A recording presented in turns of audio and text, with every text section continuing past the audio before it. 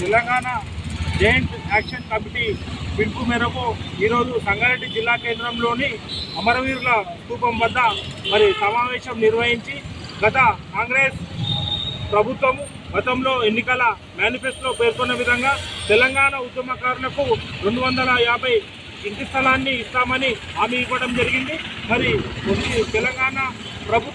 తెలంగాణలో కాంగ్రెస్ ప్రభుత్వం వచ్చి దాదాపు సంవత్సరం దగ్గరికి వస్తున్నా ఇప్పటి వరకు అమలు కాలేదు.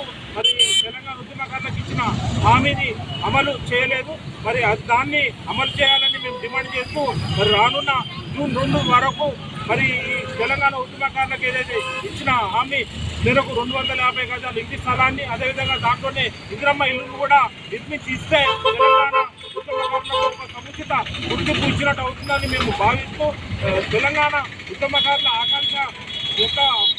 ఆకాంక్షలను గౌరవించాలని తెలంగాణ ప్రభుత్వాన్ని, ముఖ్యమంత్రి రేవంత్ రెడ్డి గారిని తెలంగాణ జేఏసీ పక్షాన డిమాండ్ చేస్తున్నాం. ఎందుకంటే తెలంగాణ ఉద్యమంలో సంపన్న వర్ణాలు, సకల జనుల సమ్మెలో పాల్గొని ఉద్యోగ, కార్మిక, కర్షక కులవృత్తులు ఎంతో మంది ఈ ఉద్యమం పాల్గొని ఎంతో ఆస్తి నష్టం, అదేవిధంగా ఉద్యోగ ఉపాధిలో కూడా నష్టం త్యాగాలు చేసింది. కాబట్టి మనందరికీ సముచిత న్యాయం చేయాలి. తెలంగాణ ఉద్యమకారులు వందల సంఖ్యలో సంగారెడ్డి జిల్లాలో ఉన్నారు కాబట్టి మనందరికీ న్యాయం చేయాలి.